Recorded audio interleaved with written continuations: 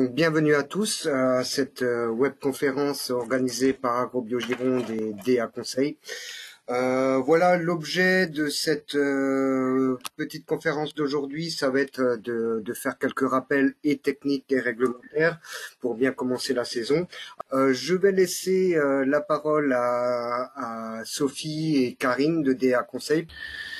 Donc, gérer les maladies en agriculture, en viticulture biologique, un grand débat. Donc, le sommaire, on va surtout parler de la prophylaxie parce que déjà, c'est vraiment, comme c'est marqué, le premier levier de la gestion des maladies et des ravageurs. Et puis, on va parler des principales maladies cryptogamites et les moyens de contrôle. Et puis, on finira par les principes, si on a le temps, par les principaux ravageurs et moyens de contrôle de ceux-ci. Alors, on l'a vu l'année dernière, la prophylaxie, une des clés de réussite, on va dire, dans la protection phytosanitaire. Donc, bien entendu, maîtrise de la vigueur. Une plante qui est tout feu, tout flamme, attire aussi bien les maladies que les insectes. Il faut avoir aussi des foliaires. Non, je m'embrouille là. Porosité de la foliaire, on en a discuté avec Karine. Tu peux prendre le relais parce que là, j'ai un doute sur ce terme-là. Oui, là ce que ça regroupe en fait tout simplement, c'est la densité de feuillage qu'on va avoir. Voilà. C'est vraiment ce que ça va donner en termes de végétation à couvrir. Donc effectivement, voilà. plus on a, c'est le corollaire de la vigueur de toute façon. Hein, plus on a une vigueur importante, on va avoir en fait une haie foliaire qui va être importante. Voilà. Et voilà. Et les grappes sont cachées à l'intérieur et un petit peu plus difficile à atteindre en termes de traitement. Donc ça fait partie de la prophylaxie, mais c'est aussi pour faciliter le traitement. Les travaux en verre et le levage à jour, ça on l'a bien vu en 2021. Si les pamprages avaient été mal faits, pas dans les temps, si les levages n'étaient pas à jour, on a augmenté, on va dire, l'infestation, en particulier mildiou. Microclimat le plus aéré possible sous le pied, donc c'est éviter des enherbements hauts, des adventices qui en plus bloquent aussi bien l'aération que la pulvérisation à chaque traitement. Et puis bien sûr une biodiversité importante présente dans et autour de la parcelle, surtout pour la lutte contre les ravageurs. Donc on va commencer par le mildiou. Alors rapidement, je vous montre le cycle. On va dire que on part déjà d'une rencontre organe mâle et organe femelle, un cycle sexué, donc c'est la partie gauche qui va former des zoospores on va dire à l'automne. Et puis qui vont être conservés tout l'hiver. Donc là, nous, on est sur la phase 1, maturation des zoospores en ce moment. Et en phase 2, donc ce qu'on va essayer de contrôler en appliquant un produit en préventif, toujours, c'est la germination des zoospores. Donc, et après, sur toute l'année, on va dire le cycle végétatif de la vigne, on va avoir la forme asexuée qui va nous faire des contaminations et des repiquages de la maladie. Voilà, donc on part d'une forme sexuée automnale avec la germination des œufs qui se fait maintenant et la forme asexuée qui va contaminer et former des taches à divers endroits de la plante. Donc, symptômes sur feuille, donc là, Sophie. Oui. Sophie, en complément, je pense qu'on peut dire aussi que on appelle à tort en fait le mildiou un champignon. Et oui. Ça a été confirmé par différentes études. Le mildiou est une algue en fait, donc ce qui peut expliquer pas mal de choses en termes de comportement. Donc c'est de la famille des algues brunes. Donc c'est juste à savoir. Hein, le mildiou n'est pas un champignon classique, c'est une algue. C'est une algue. Et le climat qu'on a eu l'année dernière, c'était un climat breton normand, donc propice aux algues brunes, type varech. Je rigole, mais c'est pas rigolo du tout, mais on explique beaucoup de choses.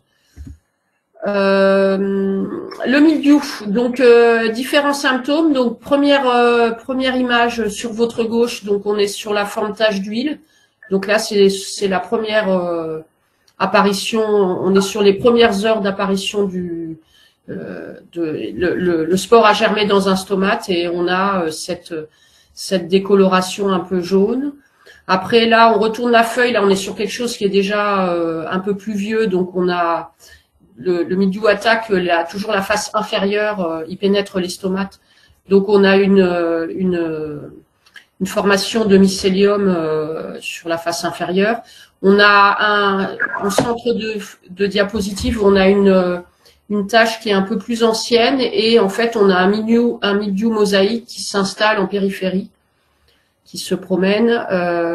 Après, on passe sur quelque chose qu'on a vu en 2020, je crois. Je sais plus si c'était 2018 ou 2020. On dit toujours face inférieure de la feuille en apparition de symptômes, mais là, on est sur une apparition en face supérieure et en plus liée à une colonie d'érinose. Et dernière photo, là, on est sur un mildiou qui est assez ancien, donc on finit par avoir une perforation de la feuille. Quelque chose qui est assez, on va dire, caractéristique, c'est une attaque de mildiou sur inflorescence en formation. Donc on a ce phénomène de crosse avec une décoloration, donc c'est photo de gauche, une décoloration marron, et surtout il y a vraiment cette forme de crosse. Sur Bénoué, on appelle ça du rod gris, donc on a le mycélium qui est à la surface de la baie.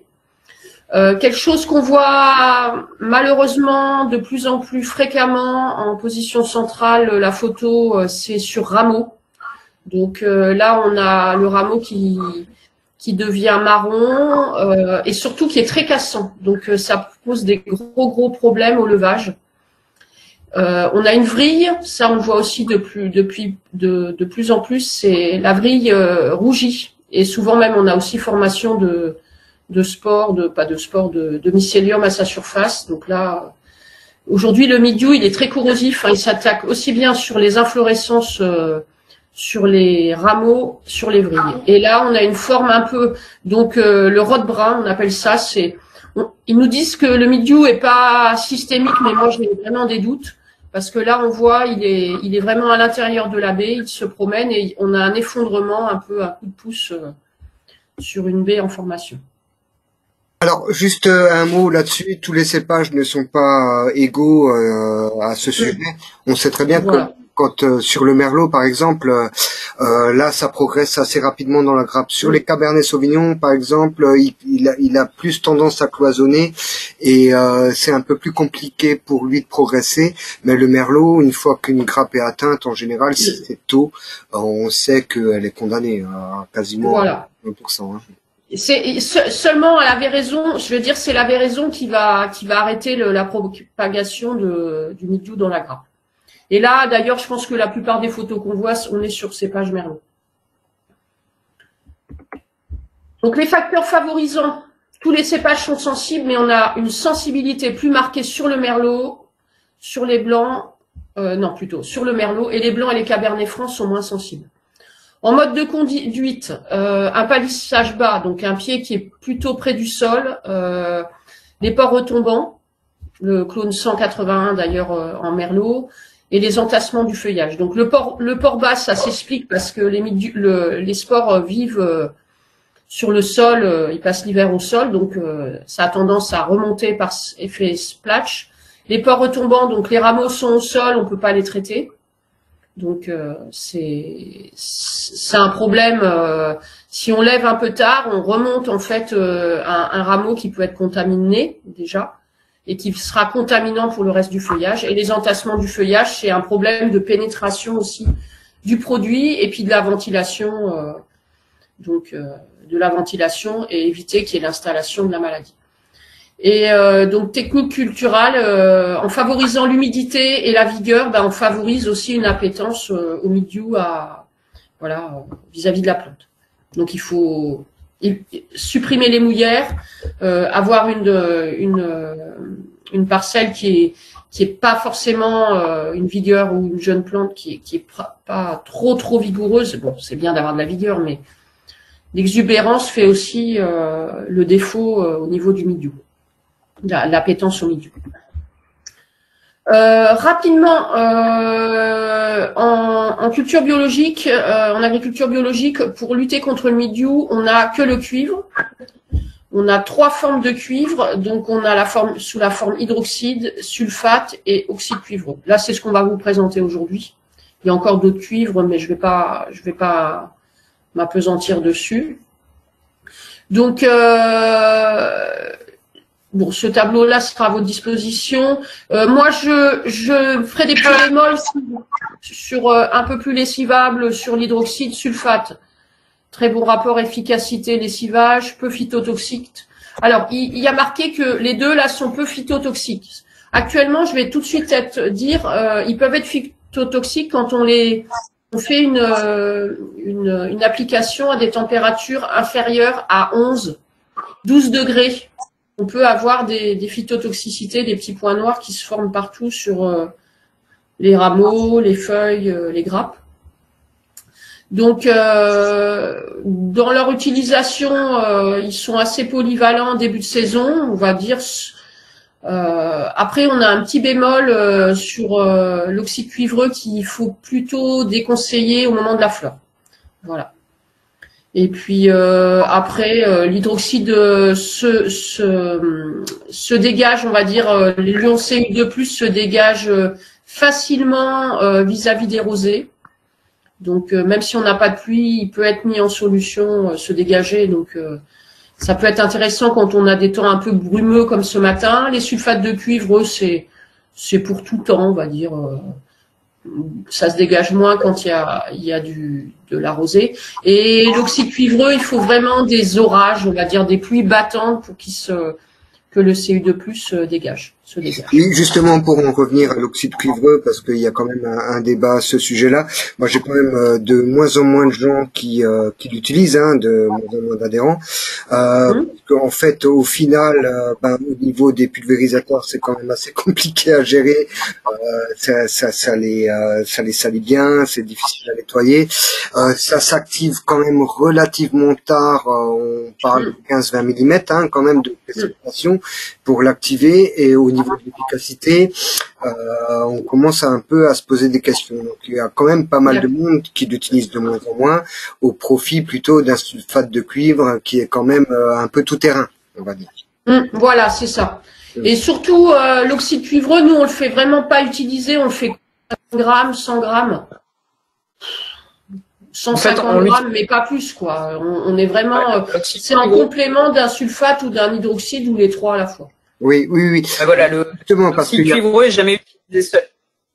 Il est jamais utilisé seul parce qu'en fait, il s'active pas suffisamment rapidement. Donc, il est soit couplé avec les hydroxydes, soit avec le sulfate. C'est vrai qu'en règle générale, ceux qui en mettent un petit peu, c'est quand on nous prévoit des gros orages avec des gros cumuls d'eau. Alors c'est vrai que de temps en temps, on se demande si c'est pas plus psychologique qu'autre chose parce qu'on n'a pas non plus beaucoup d'études, on va dire vraiment des études très documentées. Sur le côté lessivage, activation, on est relativement d'accord sur le fait que l'hydroxyde va s'activer avant. On sait que l'oxyde cuivreux met du temps à s'activer. Par contre, ce qui est en fait le côté résistance au lessivage, c'est beaucoup plus douteux et on n'arrive pas à avoir d'études vraiment des petites pluies, des grosses pluies, des pluies longues, des pluies courtes. Chacun y va de son explication entre les fabricants, les instituts, voilà. Donc en viticulture, on fait le choix soit d'utiliser qu'une famille, soit à chaque traitement, on va dire on alterne, soit on peut être sur un mélange. Mais après, on est bloqué sur le nombre d'applications par spécialité commerciale. Donc là, on est en plein dans l'actualité d'aujourd'hui. Critères de décision du premier traitement. Donc, les œufs d'hiver sont-ils mûrs? Alors, on nous dit que les œufs sont mûrs ou vont l'être. Est-ce que le vignoble est réceptif? Donc, on va dire, à la question 1, on va dire c'est quasiment sûr. Vignoble réceptif, actuellement, on est à tous les vignobles qui sont à 2-3 feuilles étalées et surtout, on voit déjà les grappes, on est réceptif. Conditions favorables au repiquage. On va avoir des conditions favorables, il faut plus de 11 degrés. de l'humidité présente sur les feuilles. Donc, on va avoir des contaminations, ils appellent ça pré-épidémiques. Donc, nous, il faut toujours garder dans l'idée que en agriculture biologique, on est sur la protection mildiou, oïdium ou black rot, on est sur du préventif. Donc, c'est ce qu'on vous met en dernière ligne. Donc, nous, sur des gens qui sont qui ont déjà 2 à 3 feuilles, sur une majorité des bourgeons départ de l'ast, on va dire des 3 premiers bourgeons, nous, on enclenche les traitements. On a enclenché les traitements mardi pour les plus avancés sur les plateaux avec très belle exposition. Et là, la plupart vont embrayer demain, aujourd'hui, demain. Voilà. Et après, pour ceux vraiment qui sont en retard, qui sont à bourgeons dans le coton ou pointe verte, on sera plutôt sur une intervention la semaine prochaine. Voilà. Critères de renouvellement. Donc, nous, on précise bien que c'est important d'avoir sur la propriété des mesures de pousse. Nous, on essaye qu'on mesure toutes les semaines pour chaque cépage, parce que si on a une pousse de 10 à 30 cm, on sera plus du tout protégé. Même si on fait un traitement, on sera plus du tout protégé. Avec une pousse, parce que les organes néoformés n'auront pas reçu de produit. Donc les organes néoformés, c'est la feuille qui grandit, la grappe qui grandit, c'est les apex qui poussent, c'est la floraison qui se passe et il y a la chute des capuchons. Donc ça, c'est un critère de décision pour renouveler. Le cumul de pluie, on sait qu'un produit de contact type cuivre souffre et lessivé à partir de 20 à 25 mm. Donc, il faudra renouveler cette protection. Et suivant si la pression est importante ou pas, il faudra intervenir au plus près des pluies annoncées. Voilà. Ça, c'est important. C'est vrai que nous, on est sur des critères vraiment sur le côté pousse de la végétation, donc la présence d'organes qui n'ont pas été protégés par la dernière application, parce que ça peut arriver à certains moments, où en fait la dernière application qu'on a mis en place n'a pas été lessivée. C'est-à-dire qu'on n'a pas un cumul de 20 ou 25 mm de pluie. Par contre, on a eu une évolution telle de la végétation, on va se retrouver dans l'obligation de remettre un traitement, alors que notre produit n'a pas été complètement lessivé. Voilà. C'est vraiment, ce sont les 2 critères qu'on regarde conjointement. C'est savoir, parce qu'à un moment donné, bon, forcément quand on est lessivé, on sait qu'on n'a plus de produit, donc on va y aller. Mais il y a des fois où on tarde à partir, en fait, alors que on a vraiment des... Alors là, on dit 10 à 30 cm de pouce, mais Sophie l'évoquait aussi avant, c'est aussi la chute des capuchons floraux.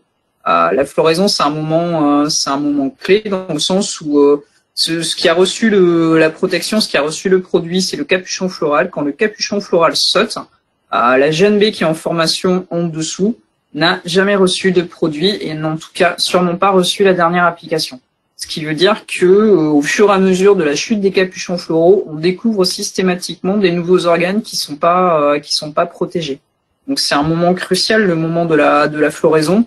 Il faut pas hésiter des fois à aller remettre un traitement, voilà, pour protéger au fur et à mesure. Alors, au fur et à mesure, c'est un peu compliqué, mais pour protéger au maximum, en fait, c'est jeunes baies en formation.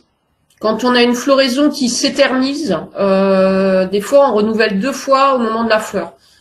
C'était 12, 13, on a les millésimes 12 et 13, on a eu une floraison qui s'est étalée dans le temps, on avait des organes, des baies qui étaient nouées alors que d'autres étaient à début fleur.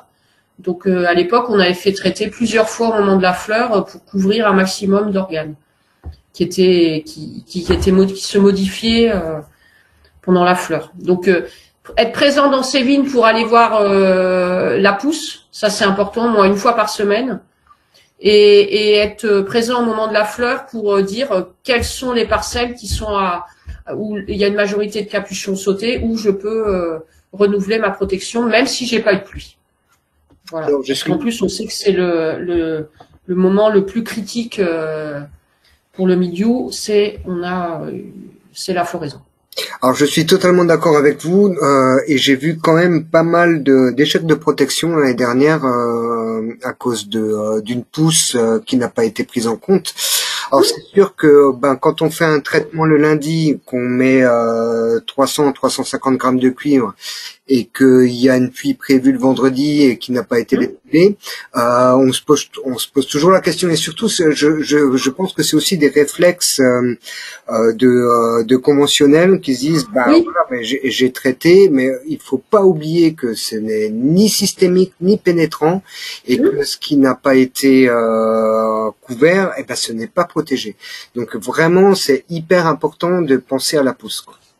Voilà, et nous qui suivons des conventionnels, je fais un petit aparté, on leur parle aussi de la pousse parce que sur certains produits, même avec une pousse, je vais dire même avec un systémique ou un cuticulaire, avec une pousse importante qui peut aller des fois en 3 jours de 40 cm, et c'est pour ça que ça peut rapporter gros de faire une mesure. Nous, c'est ce qu'on fait en propriété avec nos clients, mais on incite beaucoup de gens à faire ça parce que c'est là on peut vous dire actuellement on a ça varie entre 5 et 10 cm de pouce sur les 7 derniers jours.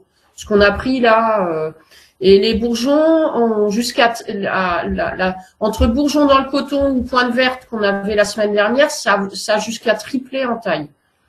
Donc bon là on va couvrir, mais il faut être hyper vigilant. Elle a des UV, elle a de la lumière, elle a de l'eau, il risque de faire beau, donc on peut des fois avoir, comme je vous disais, 40 cm entre le vendredi et le lundi, on peut avoir 40 cm de pouce. Donc important de renouveler, même s'il n'y a pas de pluie. Le critère de décision du renouvellement, il va intervenir probablement dès la semaine prochaine. C'est-à-dire qu'on va mettre un premier traitement pour protéger des pluies du week-end prochain. Par contre, dès lundi, on fera le cumul de pluie, on regardera, et quand on regarde les températures qui sont prévues, sachant qu'elle va disposer, elle aura de l'eau, les températures sont pas contraignantes, donc normalement la pousse, elle va s'enclencher derrière. Là, pour l'instant, ce sont des pluies qui sont annoncées pour la fin de semaine prochaine. Donc si ça se confirme, il y aura probablement déjà un renouvellement à faire dès le milieu de semaine prochaine. Donc ça, obligé aussi de regarder les prévisions météo avec toute la fiabilité des prévisions météo à l'heure actuelle. C'est un gros souci qu'on a. C'est un très très gros souci qu'on a, la prévision météo. Alors, la réglementation par rapport à l'usage du cuivre. Donc depuis 2019, on doit utiliser 28 kg de cuivre sur 7 ans, donc ça correspond à 4 kg de cuivre métal par hectare et par an. Donc l'année dernière, on a dépassé, l'année d'avant, on a un peu dépassé, et 19, ça allait encore. On va dire même des fois, on a mis 2,5 kg. Donc faire très attention. En France, il est autorisé de lisser ses applications en fonction de la pression du champignon, donc sans dépasser bien sûr les 6 kg par hectare et par an, mais, je fais bien un mais, l'AMM de chaque spécialité commerciale est prépondérante. Donc, si vous allez utiliser une fois un cuivre qui est SPE1, donc on vous l'a mis en rouge là sur la diapo, vous ne pouvez pas lisser et surtout dépasser les 4 kg. Voilà. Donc dans le choix, on va être clair, dans le choix de cuivre, il faut pas utiliser les cuivres SPE1 parce que vous pourrez pas lisser. Et il suffit d'en utiliser une fois un pour après être foutu.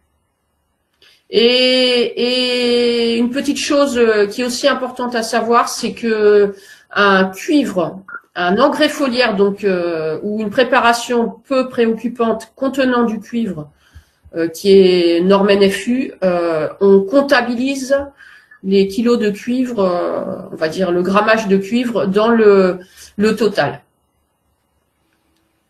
Voilà. Alors pour être tout à fait clair, pour l'instant il y a encore très peu de produits qui sont SPE1 qu'on utilise en viticulture. Non, il y en a, ouais, je l'ai laissé dans la voiture. Oui, mais après il va falloir se méfier. Oui. Après nous on vous donnera les informations, mais voilà. Il y a pas mal de produits qui vont être réhomologués. Réhomologués. Voilà, et donc ça risque de changer. Donc voilà. Alors actuellement en SPE1. Il y a le Copper, le Cuprocol, le Maniflo, Bordeaux Flow, le BBK Faro, WG, tous les sulfates de cuivre tribasiques sont SPE1, cuproxate, novicure, voilà. Regardez bien, bon, je vous montre, hein, nous on utilise le coût des fournitures. On a toutes ces indications-là, et puis vérifiez bien sur la fiche produit sur IFI. C'est vraiment s'il faut faire très très attention avec cette mention SPE1. Donc c'est pour protéger les organes du sol, ne pas appliquer ce produit ou tout autre produit contenant du cuivre à une dose annuelle totale supérieure à 4 kg. Voilà. On peut le retrouver sur IFI ou sur l'ACTA aussi. Hein. C'est donné. IFI, ACTA, nous on est abonné à l'ACTA, ça coûte 30 € par an. Voilà. Alors l'oïdium, si peut-être des questions, non, ou sur le milieu. Pas de questions? Pas de questions. Bon, ben, on va peut-être passer à la suite. Donc, le cycle, je passe très rapidement. Je sais plus où j'en suis. Donc, on est en position haute sur survie hivernale du champignon dans les bourgeons. Donc, la forme drapeau, on l'a pas, nous, dans la région. Mais bon, le champignon se conserve sous forme de cléistotès l'hiver. Il va émettre des ascospores qui vont se développer sur les feuilles. Alors l'émission d'ascospores, elle est aussi en train de se faire en ce moment. Donc dès qu'il y a première feuille étalée, si on a des conditions favorables, sachant que c'est une maladie à foyer qui reste sur place, on a une formation de conidie avec après un cycle qui reprend les ascospores qui se libèrent. La contamination à l'heure actuelle, elle se fait donc sur les 3 premières feuilles en fait, hein, sur les feuilles de la base du rameau. Et c'est donc il y a des symptômes foliaires qui sont très compliqués à voir. C'est pas comme le mildiou où on a quand même des symptômes qui sont facilement reconnaissables. Les symptômes de oïdium sont très difficiles à voir la plupart du temps. Par contre, ce qu'il faut savoir, c'est que c'est en train gentiment de contaminer, comme le disait Sophie. On va avoir des conditions favorables. Donc l'oïdium va pas supporter lui d'avoir des grosses pluies, contrairement au mildiou qui a vraiment besoin d'avoir un environnement avec de l'eau liquide. L'oïdium, il va préférer en fait les petites brumes du matin. Le temps qu'on a eu aujourd'hui, hein, on va être clair, le temps d'aujourd'hui. Voilà. Le temps d'aujourd'hui, c'est un temps, et je pense le temps qu'on aura demain, c'est un temps parfait en fait pour l'oïdium et sortir ses spores. Dès qu'il va pleuvoir, c'est-à-dire plutôt ce week-end, les spores vont éclater en fait si elles sont dans l'eau. Donc là, ça fonctionnera pas. Donc ces contaminations qu'on va avoir sur les feuilles, c'est par ce biais-là en fait que les grappes seront contaminées, que les jeunes baies seront contaminées par la suite. Donc le cycle de contamination, là en ce moment, on est dans ce qu'on appelle la phase silencieuse. C'est-à-dire qu'on ne le voit pas, mais c'est pas pour ça qu'on n'a pas des contaminations en ce moment. Justement, une petite question de Corinne. L'oïdium se développe-t-il déjà avant le stade de 3 feuilles? Il s'installe. Il s'installe maintenant. En fait, il va s'installer maintenant. Avant éclatement du bourgeon, il se passera rien. Il faudra quand même qu'il y ait des feuilles étalées en fait pour qu'il y ait des contaminations. Là, en ce moment, nous on n'a pas la forme drapeau, donc il se conserve à l'intérieur du bourgeon. On a la forme où il se conserve en fait sur les bois. Donc il faut juste qu'il y ait une contamination proche sur les. Pour rappel, Corinne est du Luxembourg, donc elle a peut-être d'autres formes chez elle. Voilà, nous on connaît pas. Mais nous, il s'installe éclatement on va dire première feuille visible, grappe visible, il s'installe là, quoi. Ça va être le moment d'installation en fait, hein. Donc la phase est silencieuse. Souvent, elle est pas forcément très très importante, mais après les conditions, parce qu'en fait le moment où on le voit, où vraiment visuellement on s'aperçoit qu'on a une contamination, donc c'est plutôt au stade grain de plomb, petit pois. C'est là où on voit vraiment souvent l'oïdium qui s'installe sur les grappes. Conidie, quoi. On voit que son installation, elle date du printemps en fait. Ça va être la même chose, un petit peu que le black rot, où on va avoir des attaques sur les jeunes feuilles. Sauf que le black rot, on le voit visuellement, c'est quand même assez reconnaissable. Et en fait, il contaminera les grappes par la suite au moment de la floraison. L'oïdium, il fait exactement la même chose, sauf qu'on s'en rend pas compte parce que c'est très compliqué de voir en fait ces symptômes d'oïdium sur feuille. C'est pour ça qu'actuellement, là, en préconisation, on fait mettre 150 grammes de cuivre métal sous forme métal. Et on rajoute 3 à 4 kilos de soufre. Là, en ce moment, en plus, bon, on va voir, il y a la lutte aussi Black Rot. Mais ça permet en plus sur des symptômes, si on était sur des parcelles avec des symptômes visuellement, on les voit sur bois et en plus on avait des symptômes l'année dernière sur feuille, nous on prend pas de risque. Merci beaucoup. Il y a un conseiller viticole qui m'a conseillé sur les parcelles qui ont été vraiment attaquées l'année dernière de faire déjà un traitement au stade de bourgeon. Donc de votre côté, c'est pas forcément quelque chose que vous conseillez. Donc la limite, on va dire, c'est ce que vous dites bourgeon, ça veut dire quoi? Ça veut dire que le bourgeon, il a commencé à s'ouvrir un petit peu. C'est quoi pour vous le stade? Oui, c'est ça, ouais.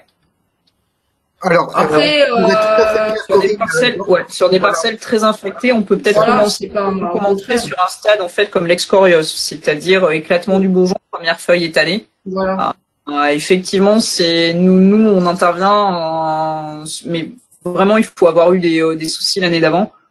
Et on peut intervenir très tôt en étant vraiment préventif. C'est-à-dire que là, quand on regarde le développement hyper important là de nos vignes sur la semaine écoulée, on se rend compte qu'on a quasiment passé le début du stade de sensibilité. On est déjà des fois à 5-6 feuilles étalées avec des grappes visibles, quasiment le stade où on commence sur les parcelles qui sont sensibles.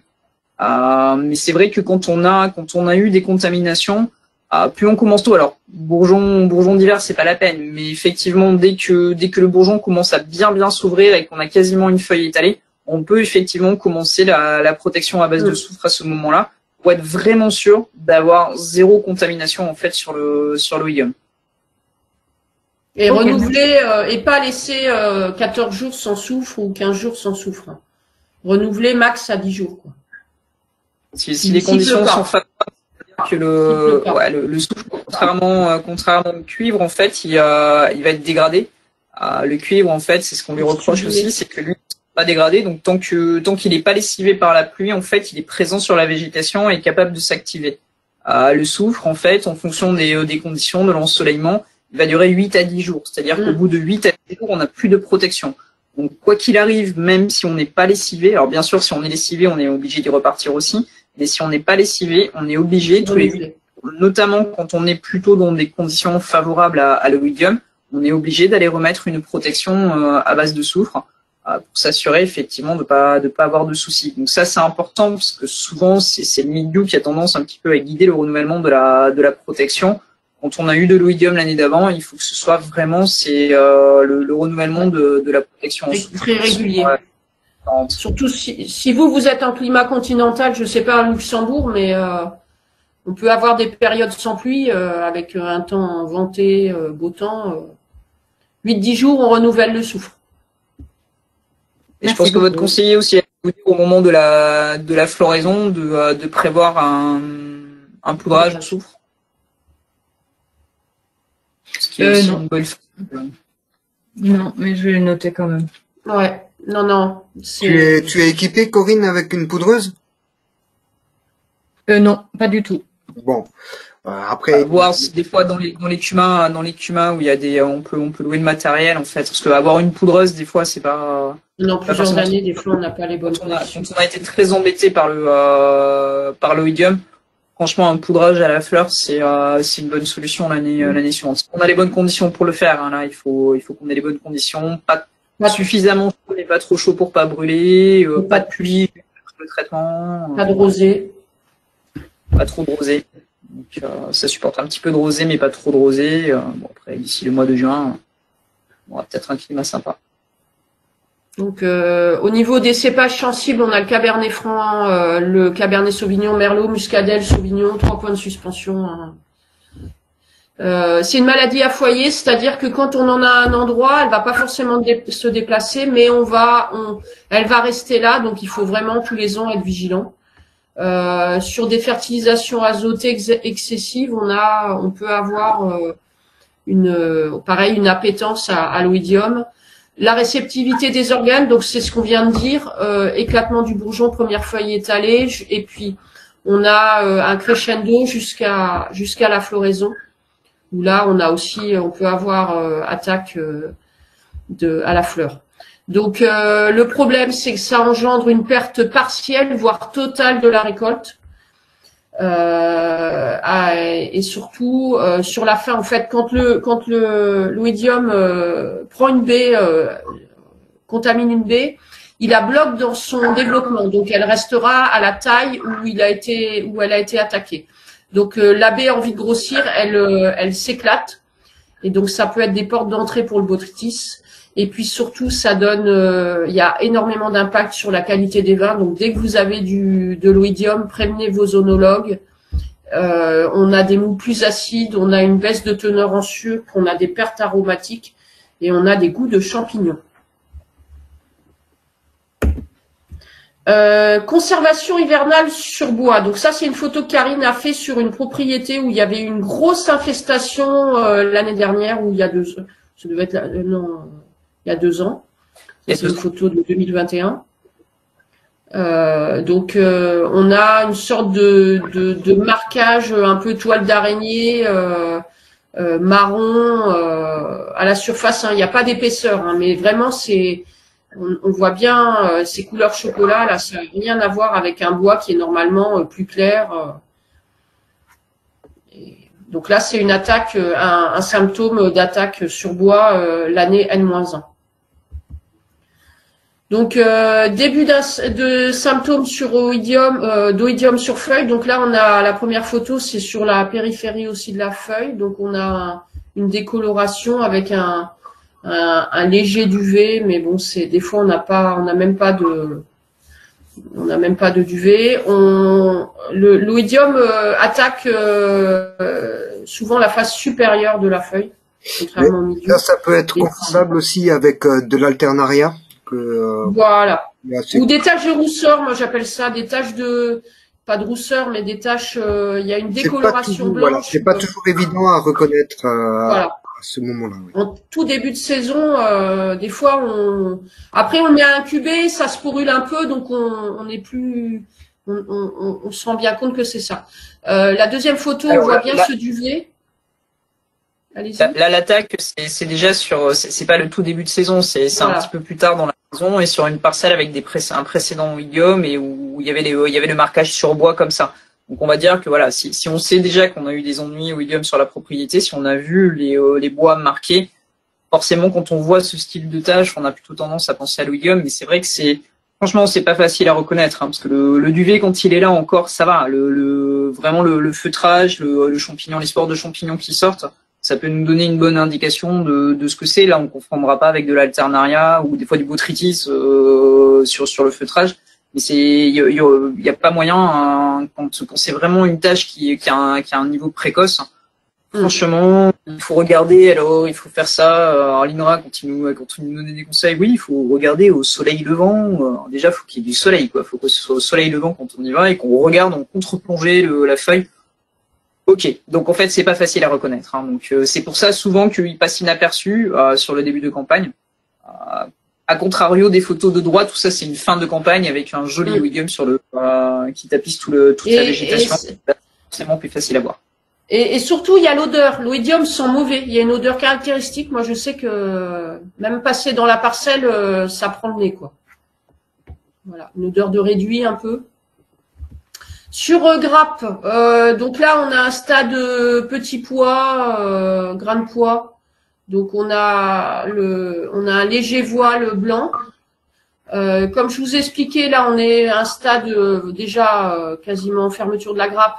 On voit quand la baie a été contaminée, c'est une photographie instantanée, elle bouge plus. Donc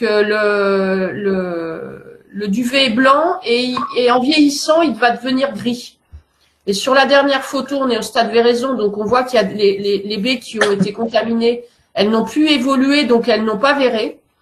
Et donc elles sont enduites, même la rafle est prise. Et surtout, elles fissurent, elles fondent, et là, c'est là où on peut avoir installation de botrytis. Et là, vous sentez sur les deux deuxièmes, la photo du milieu et la troisième, ça sent vraiment mauvais hein, quand vous mettez le nez dedans. L'idéal est d'extraire en fait.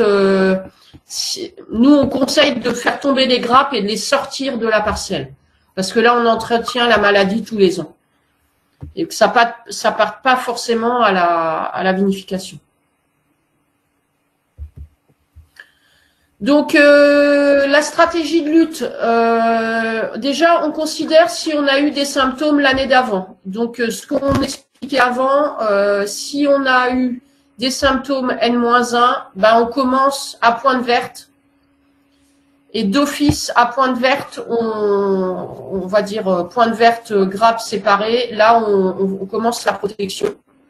Donc, si on n'a pas forcément si c'est une parcelle peu sensible. Alors moi, je vais dire en bio, grappe séparée, on va dire nous on va encadrer, on va dire quasiment tout le cycle. Hein. Première feuille étalée jusqu'à fermeture de la grappe. Et on voit que la période de grande sensibilité, elle est sur boutons floraux, nouaison. Donc on va bien faire ces traitements tous les 8-10 jours si on a des conditions climatiques sèches. Il faut bien garder à l'esprit que sur cette période-là, boutons floraux séparés, nouaison, il faut vraiment avoir une protection sans faille du soufre. Alors, attention, c'est vrai qu'on a tendance toujours à se dire que l'oïdium n'est pas forcément une problématique quand on est en bio, parce qu'on va commencer tous les traitements, on va commencer avec du soufre, et le soufre est un produit qui est très efficace contre l'oïdium. Attention, parce que quand on est sur un secteur qui peut être sensible, avec un historique de la parcelle, la dose, la quantité de soufre qu'on va mettre est importante aussi. C'est-à-dire que baisser la dose de soufre en protection, tout simplement parce que voilà, ça craint pas trop Black Rot peut-être, donc on essaie de moduler la dose. On essaie toujours de mettre moins de produits. Ça peut avoir une conséquence quand même assez importante. Hein. Si on n'a pas la quantité suffisante, si on n'apporte pas un dosage suffisant à l'hectare, on peut vraiment être embêté. Typiquement, nous, on va commencer plutôt sur des 3 kilos de soufre. Hein. Maintenant, on va monter à 6-7 kilos maximum. Quand on est, et encore, 6-7 kilos, c'est rare. C'est vrai que quand on est vraiment sur une problématique oïdium, au moment où on est sur une protection sur la période de grande sensibilité, faut pas hésiter à monter à 8-9 kilos à l'hectare.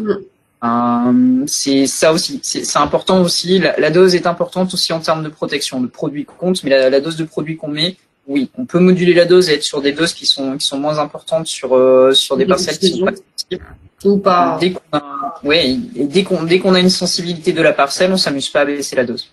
Moi, je vais dire sur une parcelle très sensible, 10 jours, 10 kilos. 9 jours, 9 kilos.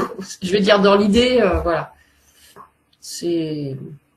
Et bien sûr, si on a une présence de symptômes sur grappe, on va continuer la protection jusqu'à mi-véraison au moins pour lutter et pour éviter l'installation sur les feuilles, voilà. Et puis bloquer aussi cet oïdium qui est sur grappe. Donc là, on continue la protection si on s'aperçoit qu'on a des grappes attaquées tôt.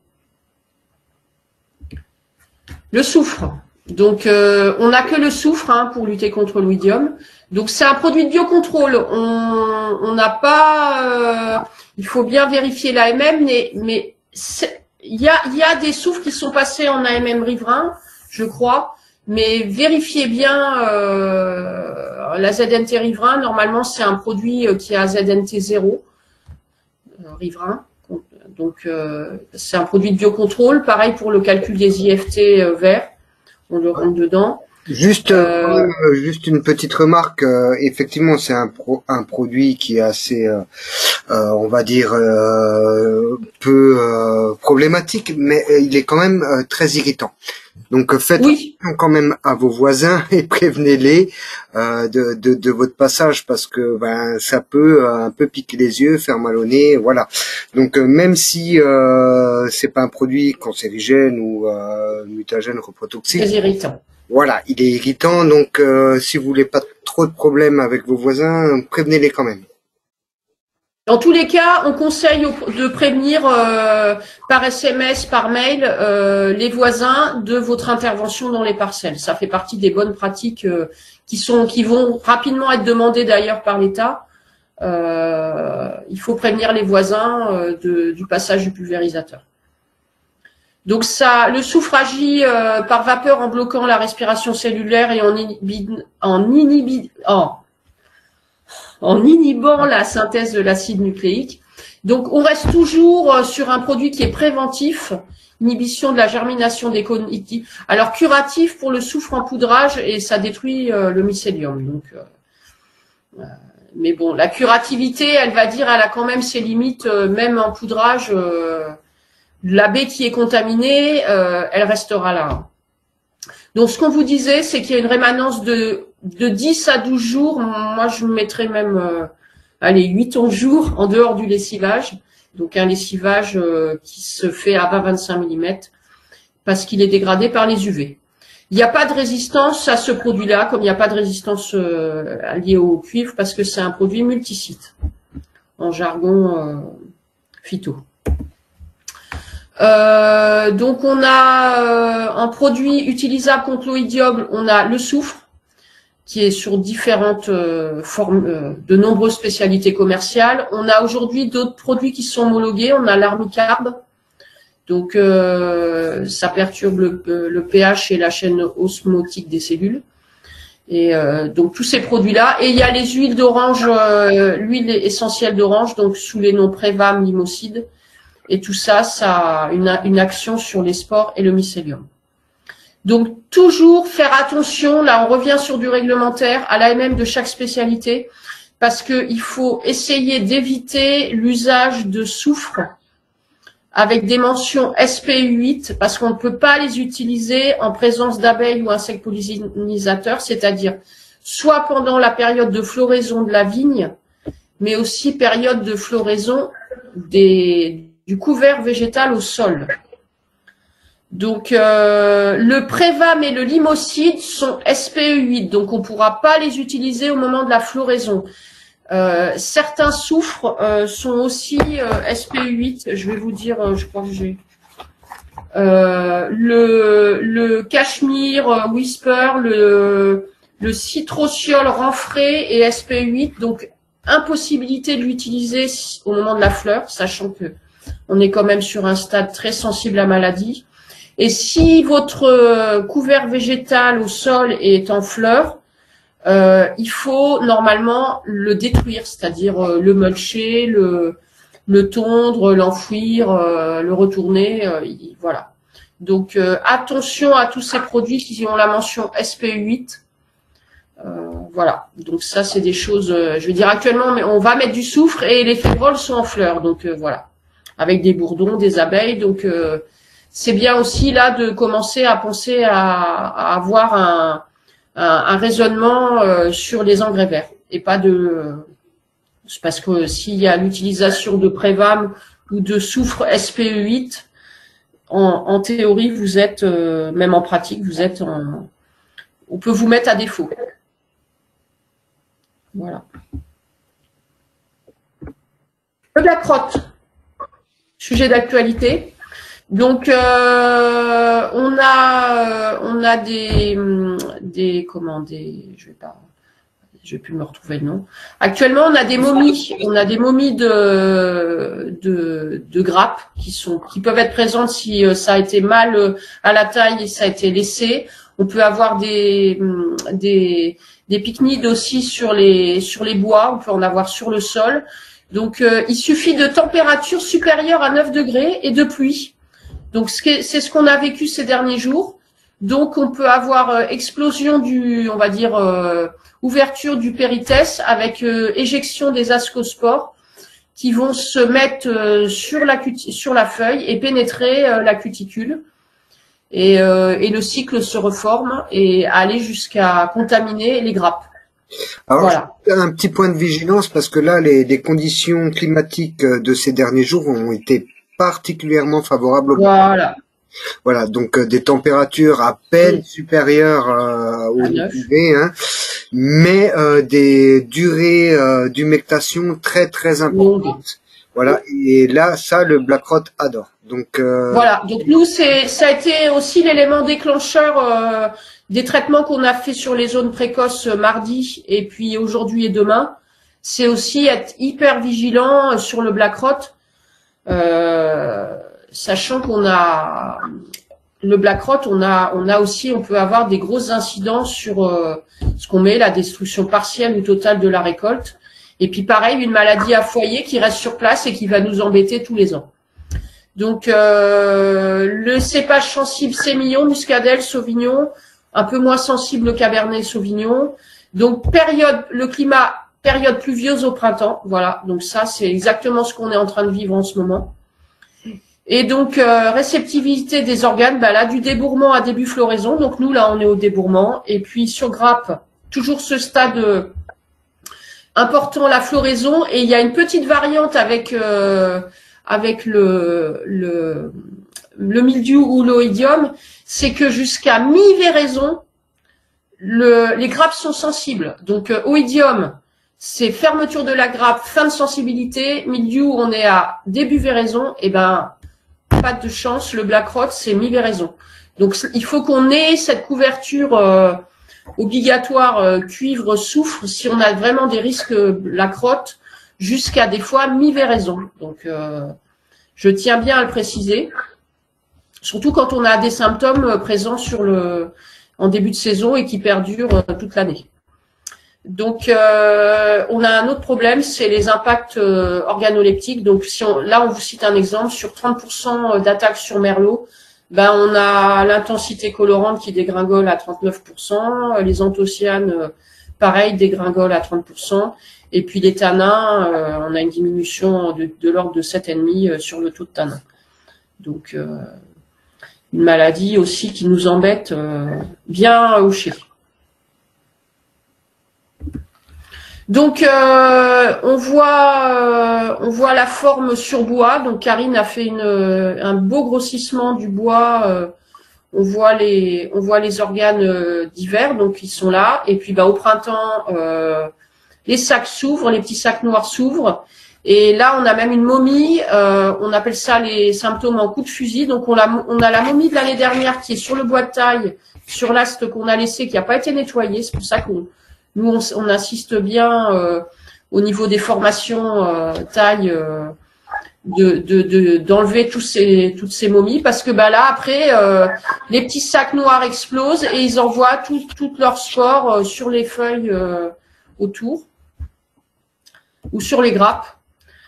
Premier symptôme, donc ça fait une forme sur la rafle, on a une forme grainerie un peu avec les pycnides noirs. On a la forme caractéristique sur feuille, photo du centre avec un halo, on voit un petit halo blanc en position centrale, ça devient marron, et surtout on a cette formation de pycnide.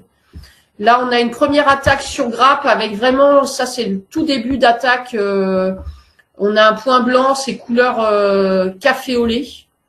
Donc ça, on a un peu le même symptôme sur feuille d'ailleurs, c'est vraiment le premier jour, les premières heures d'attaque. Là, en dessous, on est sur une momie de baies ratatinée avec tous ces petits sacs remplis de potentiel infectieux, on va dire. Et puis, donc, forme sur grappe, pareil, couleur café au lait, la photo du haut. Et là, après, on a différents stades, donc la forme sèche et la forme qui est en train d'être contaminée et se dessécher. Donc ça, c'est des organes qui, à la taille, si c'est pas ramassé, en plus les machines ne ramassent pas. Si c'est une récolte machine, on a toutes ces baies qui restent collées à la rafle. Et la rafle, c'est des pieds de cuve de contamination pour l'année d'après. Donc il faut vraiment faire une bonne prophylaxie l'hiver à la taille pour évacuer toutes ces baies séchées qui sont collées à la rafle. BlackRot, donc déjà pareil, la prophylaxie, arrachage des vignes abandonnées, c'est vraiment un gros problème. Si vous êtes en bordure de vignes abandonnées, il faut donner envoyer un peu de traitement sur les premiers rangs. élimination de tous les organes atteints, donc baies, sarments, vrilles. C'est pas facile, hein, surtout quand on en a qui font des pré-taillages, donc on a souvent beaucoup de déchets sur les fils du haut. Donc ça, il faut plutôt éviter. La limitation, pareil, toujours la vigueur, hein, l'appétence à la maladie. Et puis établir un microclimat défavorable aux champignons, donc il faut que ça ventile sous le pied. Pareil, éviter les mouillères, des entassements de grappes avec des grandes feuilles de vent. Il faut vraiment que le produit et l'air pénètrent. Et bien sûr, en solution, on a une synergie du cuivre et du soufre. Donc dès on commence assez tôt, et surtout si on a des symptômes, il faut pas hésiter même à monter jusqu'à plus de 10 kilos de soufre. Bon, on est bloqué avec le cuivre, hein, 300-400 grammes max, mais monter à 10-12 kilos de soufre pour vraiment essayer de stopper la propagation de la maladie. Alors, juste une petite précision, si on a des soucis avec le black rot, il faut commencer dès le stade pointe verte. Et le stade pointe verte, un peu comme le stade, on va dire, où on intervient pour l'excoriose, mais à des doses de soufre à plutôt 6-7 kilos. Voilà. Mais dès le début de saison et rapidement, et puis avec une dose de cuivre à 150 grammes hectare. Voilà. Non, mais dans tous les cas, nous, on fait commencer à 150 grammes. Après, actuellement, on est à 3 kilos, mais bon, nous, là, il n'y a pas eu... Bon, peut-être qu'il y a eu des problèmes sur certaines propriétés, mais on a tellement tapé l'année dernière en cuivre et soufre que le black rot est... Voilà, après, c'était vraiment peut-être des gens qui avaient des problèmes de pulvérisateur, ce genre de choses. Sylvain, je continue? Oui, continue. Après, voilà, si vous êtes tous d'accord. Moi, je pense qu'il faut faire quand même un point un peu important sur la cicadelle verte. Je pense qu'il y était pas mal de monde. Bon, après, on peut passer rapidement sur les vers de grappe et puis la cicadelle, la flavescence. Je pense que c'est tout le monde. Mais la cicadelle verte. Oui, la cicadelle verte, on va bien appuyer dessus. Oui. Botrytis, je vais parler assez rapidement. Pour moi, mesures prophylactiques. Là, on est sur. Ah oui, non. Là, l'élément de biologie. Je vais être très rapide. C'est un opportuniste. On en a tout le temps, partout sur nous. Il y en a partout. Donc, si on a des conditions 15 heures d'humectation à plus de 15 degrés, il va s'installer partout. Plaie ou pas plaie, mais souvent plaie ou déchet. Le botrytis s'installe. Donc bien se rappeler 15 heures d'humectation à plus de 15 degrés. Une blessure, un déchet, une inflorescence sur une baie, un déchet, un bout de feuille qui vient se coller sur une baie ou sur une feuille, ça s'installe. C'est un saprofite. Il est polyphage et saprofite. Voilà. C'est vraiment l'opportuniste par excellence. Donc les facteurs favorisants, c'est surtout la capacité du cépage à produire des phytoalexines et surtout les cépages à forte les épaisseurs importantes de pellicule ou des composés phénoliques importants dans la baie, il y aura moins de sensibilité. Régime hydrique et accident, donc ce que je vous disais, 15 heures d'humectation à plus de 15 degrés, et puis toute plaie, tout frottement, grêle, pluie, voilà. Les roues du tracteur qui viennent frotter, voilà, c'est vraiment les doigts des gens qui effeuillent, qui touchent même le raisin, ça peut. Les insectes qui viennent faire un petit trou, type Drosophile Suzuki, type guêpe, type fourmi. Il va s'installer. Type ver de grappe. La vigueur, toujours, appétence, et puis l'entassement du feuillage, pas de ventilation. Et donc, la perte quantitative, c'est perte de récolte. Le tri est obligatoire. Il y a une diminution, il y a une concentration du jus.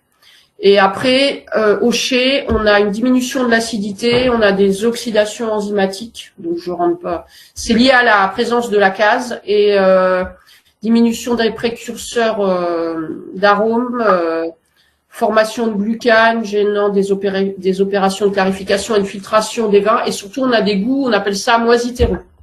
Voilà. C'est caractéristique des vins avec des jus avec du botrytis. Donc symptômes, plutôt un symptôme qui ressemble à couleur caramel là, et puis souvent qui part en étoile. Donc sur la feuille, on a des symptômes avec dessèchement de la rafle, on va dire avant floraison, du duvet peau de souris, hein, c'est caractéristique du botrytis. Donc la baie flétrie, et puis là, on voit, hein, il fait très humide sur la photo. Et après, là, la dernière photo, on a un déchet de fleurs il y a un déchet qui est resté, et en fait, ça a contaminé la baie qui se ratatine. On voit la formation du botrytis. Des fois, on appelle ça formation œil de chat aussi. On a une décoloration, ça fait comme un œil de chat.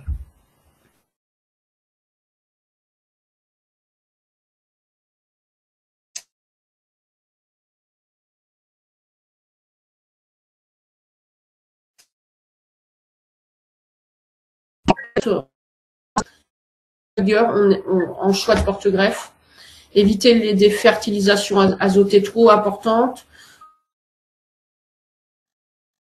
pour limiter la vigueur. Les opérations en verre limitant l'entassement des grappes, je vais dire même des opérations à la taille, hein, pour bien étaler la vendange. Un effeuillage bien fait, du bon côté levant, voilà, et puis un effeuillage qui est aussi pas très, avec les doigts, on n'est pas trop, même les machines, il faut que ça soit fait au bon moment, qu'on n'ait pas des explosions, des éclatements de baies, parce que c'est aussi des portes d'entrée au botrytis. Lutte contre l'oïdium, on l'a vu, c'est-à-dire les baies s'ouvrent, s'éclatent, donc l'oïdium s'installe, et surtout la lutte vers de grappe.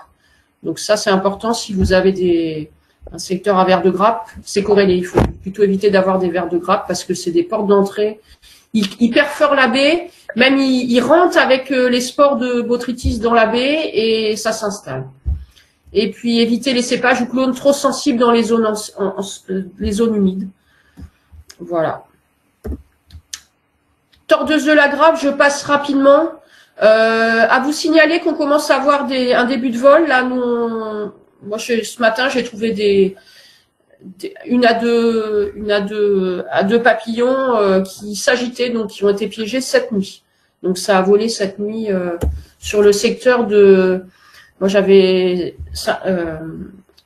secteur Castillon et secteur Les Graves. Donc on a sur la région, on va dire dans le sud-ouest, on a la cochylisse qui est pas très mobile, qui est assez dodue. La caractéristique, c'est qu'elle a une tête noire. Et le papillon qui est nocturne, hein, qu'on peut pas forcément voir en journée, qu'on va piéger, il est blanc ou ocre avec une bande transversale noire.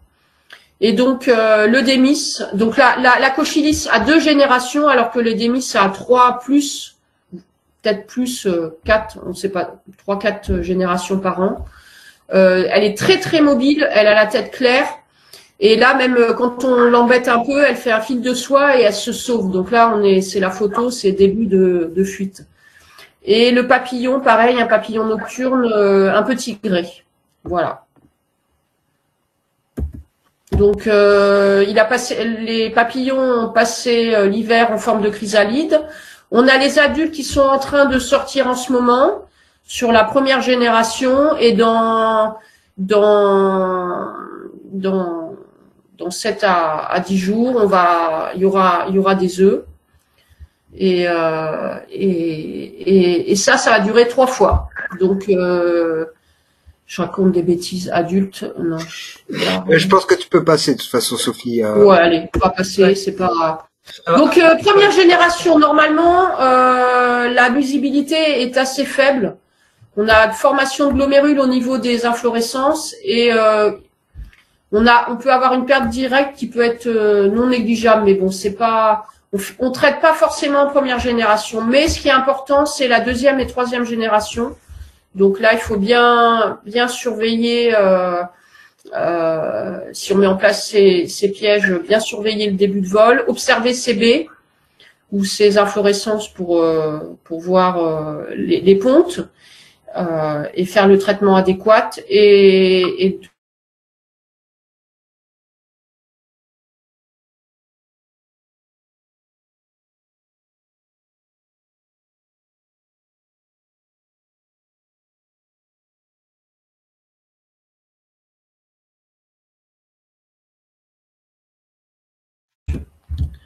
donc, on a des stratégies de lutte avec des comptages à faire. Donc, on déclenche en G2 si on a plus de 5 glomérules pour 100 grappes. Donc, un glomérule est un amas d'inflorescence avec de la soie. Et en G3, il faut avoir 10 perforations pour 100 grappes au niveau de la G2 pour déclencher un traitement en G3. Donc là, vous avez un œuf qui a grandi. On n'est pas, faut le revoir. On le voit. C'est difficile de le voir à l'œil nu. Il faut la loupe. On le repère, mais parce qu'on est habitué. Vous avez la larve. Vous avez une baie avec une petite lentille transparente blanche. Et là, la dernière photo, vous avez la chrysalide. La larve, on voit la perforation à côté. La larve a fait sa chrysalide pour après devenir un papillon. Alors, juste une petite précision, ces seuils là sont en train d'être révisés dans notre région. Et on pense que en fait ils sont un peu bas et peut-être qu'il faudrait peut-être un peu les remonter pour déclencher un traitement. Bon, c'est à voir. Je pense aussi suivant les conditions climatiques et les temps qui sont plus ou moins favorables. Mais c'est vrai que l'année dernière, on a quand même eu, ou l'année d'avant d'ailleurs, quand même pas mal de dégâts au niveau du botrytis à cause de Démis. Donc à se méfier quand même. Après, l'année dernière, on a eu un autre phénomène, c'est que la G3 était très longue. Oui, voilà. On a quasiment pas eu de G1 et G2. Première G et deuxième G, et la troisième, elle est arrivée même après le 15 août. Elle est arrivée en septembre, voire octobre, et on s'est fait un peu prendre de court parce que tout avait été décalé. Par le gel, en plus, je pense. Voilà. Alors, on parle de Démis, là, mais c'est vrai que dans le Nord-Médoc, il y a aussi Cochilis, qui est plus importante que Démis. Est-ce que toi, Julien, t'as des soucis avec Cochilis?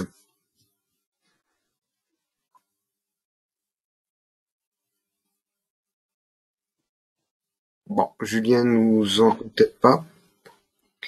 Parce que lui, il est dans le Nord-Médoc, donc... D'accord. Voilà, ouais, nous, Démis, c'est pas forcément un problème sur notre secteur rive droite. Il y en a un peu sur Sud-Gironde, mais... stratégie de lutte, donc on a à disposition différents produits. Le Bacillus thuringiensis, donc... c'est par ingestion, donc il y a une rémanence de 10 à 12 jours. C'est des produits lessivables, donc c'est dès qu'il pleut, il faut renouveler. Le spinosad, donc action ovicide, et il y a une persistance de 14 jours. Et après, la confusion sexuelle, donc il faut au moins des surfaces de 10 hectares, et on a différentes solutions, donc avec des capsules qui diffusent ou tout le temps, ou des puffers, donc on n'a que 2 à 3 diffuseurs par hectare, et ça diffuse que la nuit. C'est un système qui est mécanique avec une horloge, électronique, mécanique, et on a dégagement de produits d'hormones la nuit. Et donc, il faut, même sur une confusion sexuelle, on peut les premières années avoir recours à un insecticide. Voilà, il faut bien observer ces parcelles, bien regarder si on n'a pas des dégâts. Voilà. La cicadelle verte, the problem number one des insectes, on va dire, ces 2 dernières années. Donc on a en ce moment, on commence à voir quelques adultes voler. Là, on est en avril, sachant qu'elles ont passé l'hiver sur les ronces. Sur des rosiers, sur des plantes autres. Et à partir du mois de mai, juin et surtout juillet, août, on a ces différentes générations qui se succèdent. Et ce qui s'est passé, c'est que les gens qui n'ont pas fait attention, qui ont pas déjà baissé les populations en G1 et G2, on a eu ces dégâts là très importants en juillet-août, avec blocage de la photosynthèse au niveau des feuilles, blocage de la maturité, de la maturation des raisins, voilà. Donc une cicadelle verte. Donc l'adulte, on ne peut pas la différencier. C'est la première photo là. Il y a une prédation avec une araignée sauteuse. Une adulte, on ne peut pas forcément la différencier avec une cicadelle verte. Vous avez la forme larvaire, une des formes larvaires en position centrale haute, verte. Alors, apparemment, il y a des phénotypes roses et des phénotypes verts sur la cicadelle verte. C'est pour ça qu'on voit aussi des cicadelles roses, mais parce qu'il y a les deux phénotypes qui existent.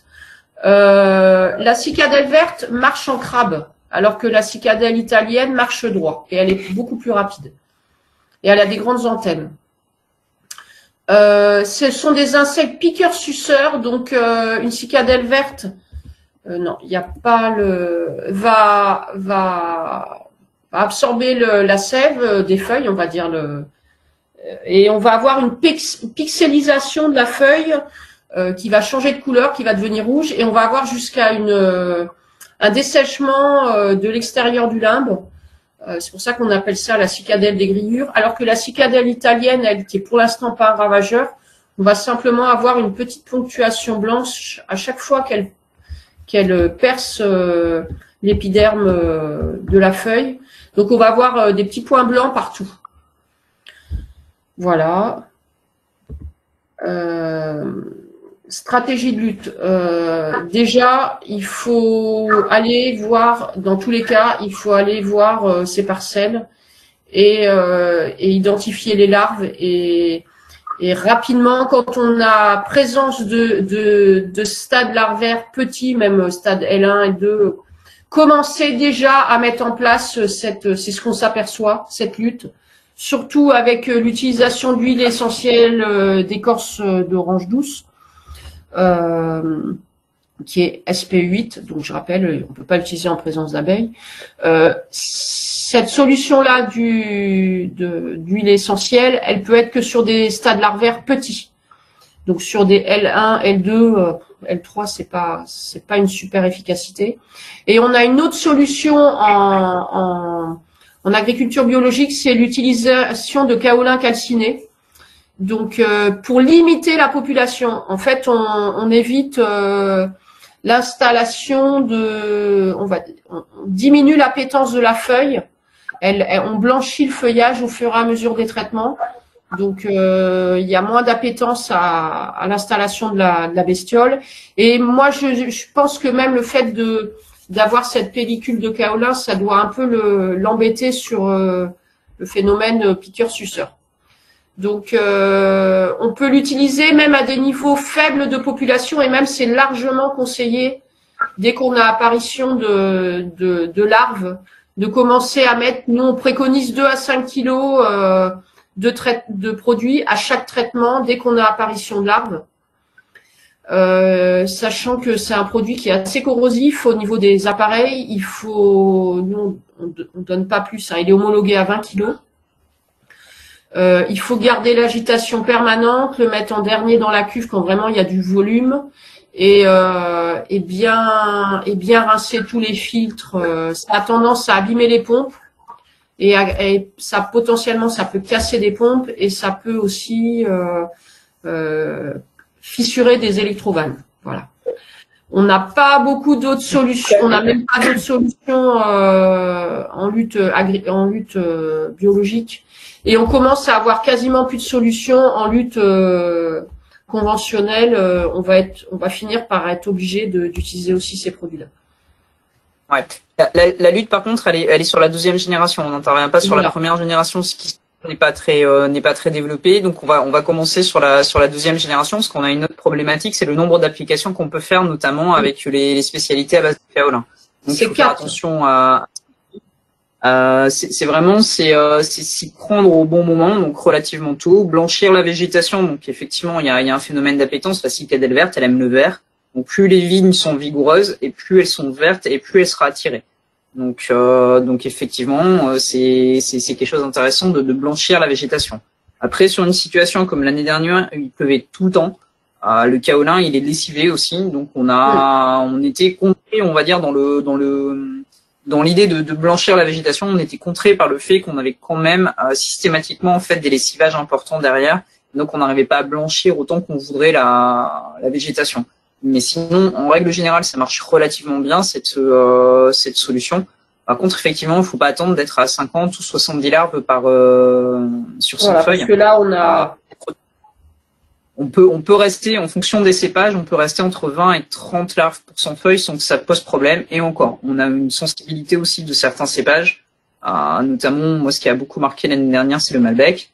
Donc, on a des cépages qui supportent pas, en fait, d'avoir la même pression que les voisins, où il faut peut-être essayer, effectivement, de forcer la dose sur le kaolin.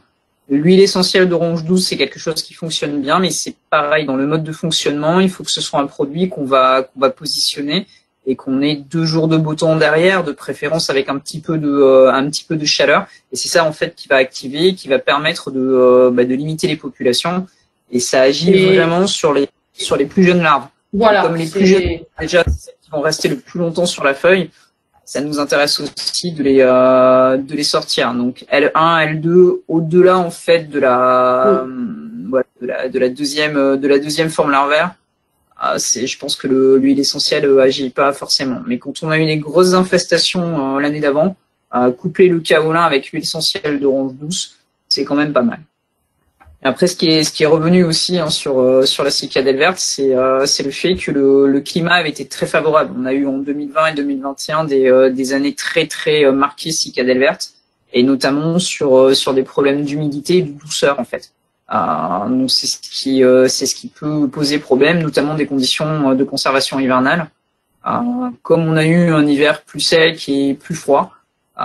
Pour peu qu'on n'ait pas trop de grosse chaleur et surtout pas trop d'humidité sur le printemps et l'été, peut-être qu'on s'en sortira déjà un petit peu mieux avec une pression moins importante.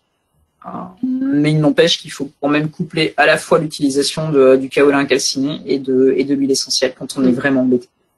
Donc SPE8, huile essentielle, et je crois que le kaolin est aussi SPE8. Il est aussi SPE8. Sous la forme AMM, sous la forme produit avec autorisation de mise sur marché. Sur les formes NFU type Argibio, on n'a pas de contrainte pour le kaolin. Voilà. C'est les aléas réglementaires. Cicadelle de la flavescence. Donc, je vous présente les larves. Là, c'est une photo qui a été prise, il y en a 2, sur des pampres. Donc, quand on cherche des cicadelles de la flavescence, on regarde les pampres. Et la caractéristique, c'est que c'est une larve qui a un peu une forme de banane. Elle a le bout de l'abdomen qui remonte, avec 2 faux yeux au bout de l'abdomen noir. On le voit sur la photo centrale d'une larve qui est un peu plus âgée. Et on a la forme adulte. Oui, Sophie, je pense qu'on peut rapidement passer là-dessus parce qu'il est déjà 18h25. Juste une petite précision sur la cicadelle. La prophylaxie est quand même un des comment dire, des points prépondérants pour la cicadelle, et notamment l'épamprage. Et le fait de faire tomber ces cicadelles-là, même un poudrage à la fleur, ça peut faire beaucoup d'effets parce qu'elles ont énormément de mal à remonter dans le feuillage après. Et puis l'épamprage, avant tout traitement obligatoire, il faut épamprer. Les contrôleurs, ils cherchent dans les pampres. Quand vous pulvérisez pas du produit sur les pampres. Donc c'est pour ça que je précise bien que c'est une photo qui a été prise sur pampre, sur une feuille des pampres, parce que quand on les cherche, on les trouve là. Voilà. Après la deuxième, elle est là parce que les pampres, il y a dû avoir présence de pampres dans la saison, et elle a fini sur la grappe, quoi. Voilà. Voilà, juste pour préciser que c'est un moyen d'action qui est quand même vraiment important. De toute façon, l'épamprage sert pour la prophylaxie de quasiment tout. ça limite l'installation du milieu, ça permet aussi d'éviter quand il y a beaucoup de pampres, on peut avoir aussi une mauvaise pénétration, et puis c'est des foyers à cicadelle. Importance de la qualité de pulvérisation. On n'a qu'une diapo, mais nous, c'est le nerf de la guerre. La bonne dose dans le bon pulvérisateur, la bonne quantité d'eau, bien vérifier que votre pulvérisateur fonctionne correctement, avoir une bonne agitation, parce qu'on est en viticulture biologique, on a beaucoup de produits de forme poudre, et une application qui est efficace. Et dans tous les cas, on parle d'un contrôle de qualité de pulvérisation. Donc nous, là, on a tout le monde qui est en ce moment en train de faire réviser ses pulvérisateurs chez le mécano, mais au retour à la propriété, j'espère que c'est fini d'ailleurs, que les révisions sont terminées, retour à la propriété, on vérifie tout. On vérifie tout, et nous, on conseille même de faire venir quelqu'un pour vraiment voir les performances de l'appareil, qu'il soit neuf ou ancien, surtout quand il est neuf d'ailleurs, parce que c'est le nerf de la guerre aussi pour une bonne protection. On va clôturer ce webinaire. Je remercie tous les participants, et puis Sophie et Karine pour leur intervention. Merci Sylvain, et à bientôt. À bientôt, et bonne saison. Au revoir.